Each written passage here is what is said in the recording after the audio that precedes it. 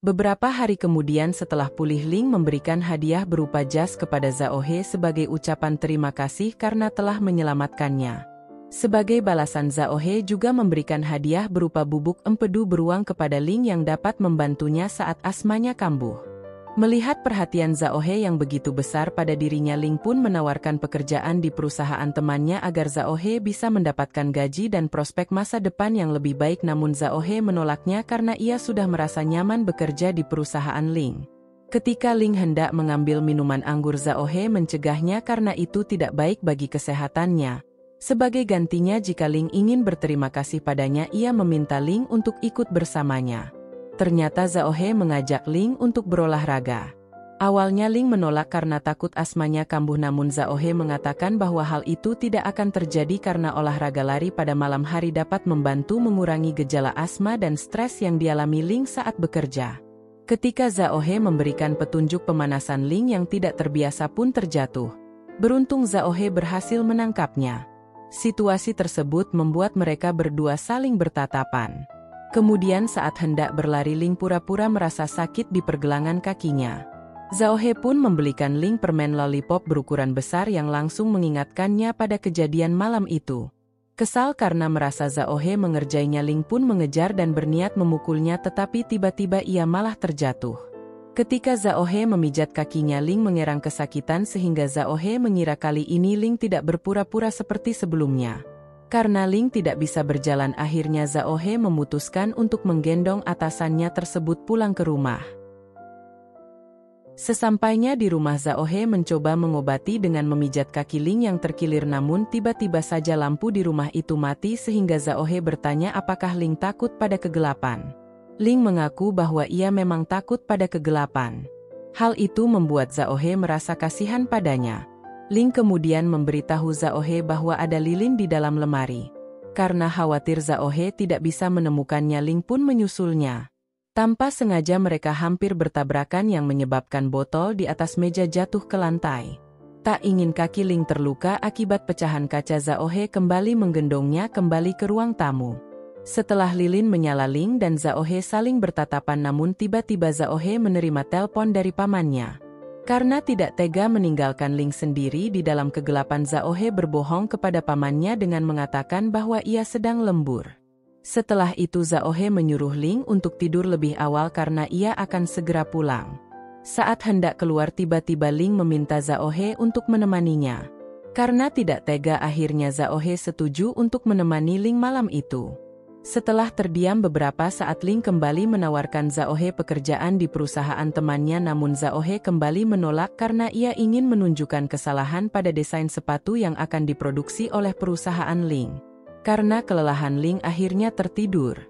Keesokan paginya saat terbangun, ia mendapati rumah sudah rapi dan sarapan sudah disiapkan oleh bawahannya itu. Ketika melihat laptop di atas meja, barulah Ling menyadari kesalahan desain sepatu yang dimaksud Zhao He karena pria itu telah menjelaskannya secara rinci di sana. Saat Zhao He hendak pulang, tiba-tiba ia menerima telepon dari seseorang yang memintanya untuk bertemu. Ternyata orang tersebut adalah pamannya yang tidak lain adalah Tuan Mo, komisaris perusahaan tempat Ling bekerja. Tuan Mo menanyakan kepada Zhao He apakah ia sedang berkencan karena tidak pulang semalaman, namun Zhao He membantahnya dan beralasan bahwa ia sedang lembur. Ia juga minta pamannya untuk merahasiakan hubungannya dengan Ling dari orang lain. Ketika Tuan Mo menanyakan pendapatnya tentang Ling sebagai atasannya, Zhao He kembali berbohong. Ia mengatakan bahwa Ling adalah seorang wanita gila kerja sehingga mereka harus kerja lembur sampai larut malam.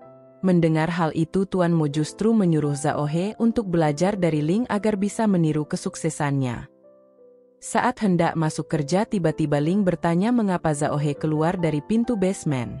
Tak ingin ketahuan berbohong, Zhao He mengatakan bahwa ia menumpang mobil temannya. Setibanya di kantor, Ling meminta asistennya untuk mengevaluasi desain sepatu yang akan diproduksi sesuai dengan saran Zhao He. Saat bekerja, tiba-tiba Ling menelpon Zhao He dan memintanya untuk menemaninya ke acara pertunangan temannya nanti malam.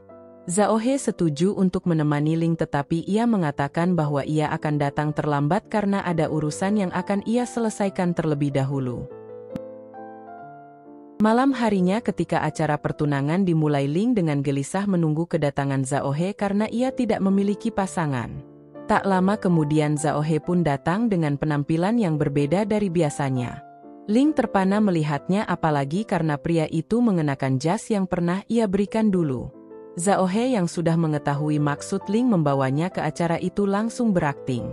Ketika teman-teman Ling bertanya, Zhao He mengaku bahwa ia adalah pacar Ling. Mereka semua kagum dengan ketampanan Zhao He.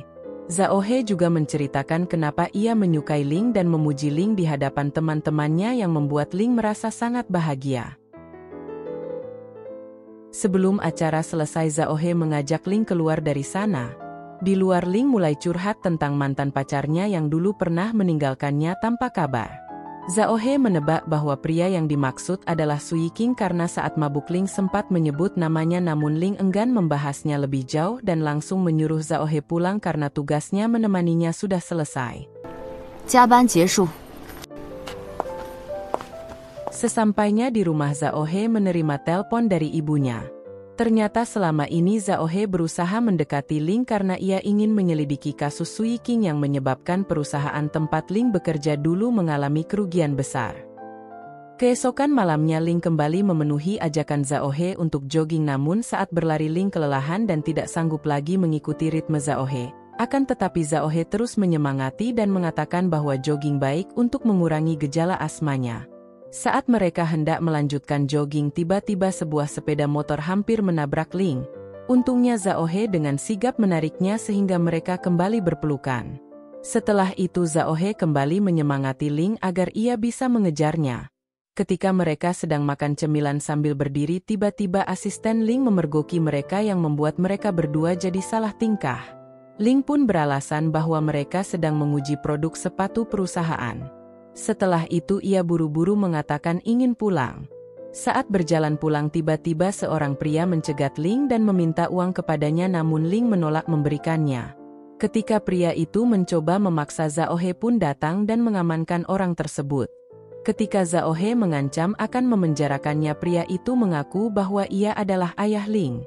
Mendengar hal itu, Zhao He pun melepaskannya. Sesampainya di rumah, Zhao He bertanya kepada Ling apakah pria tadi adalah benar ayahnya. Ling mengakui hal tersebut dan menceritakan kisah kelam hidupnya. Ia bercerita bahwa ayahnya kecanduan judi yang menyebabkan ibunya meninggal di tangan rentenir akibat hutang yang ditinggalkan ayahnya. Di tengah obrolan itu, Zhao He menerima pesan dari pamannya Tuan Mo yang memintanya untuk segera pulang, namun Zhao He mengabaikannya.